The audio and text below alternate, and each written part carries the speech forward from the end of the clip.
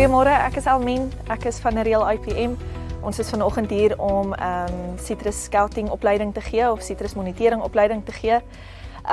Ons maatskappy werk op die basis van IPM of Integrated Pest Management of geïntegreerde pestbeheer. En monitering is een van die hoekstene van IPM. Ons werk met die 3 hoekstene is voorkoming, monitering en intervensie.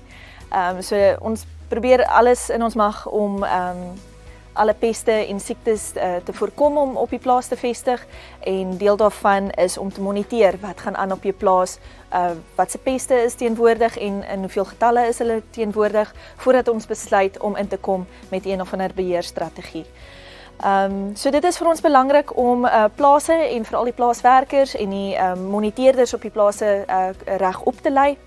Nie net om peste te identifiseer nie, maar ook om die voordelige insekte te identifiseer, want dit is 'n belangrike deel van IPM is om die natuurlike predatore en die voordelige insekte te help bevestig en laat hulle vir ons ook 'n goeie werk op die plaas doen. Ons is vanoggend hier in Fort Beaufort om die opleiding te gee, maar ons is van plan om hierdie kursus uit te brei oor al ons areas. So asseblief kontak ons indien jy belangstel in so 'n opleiding.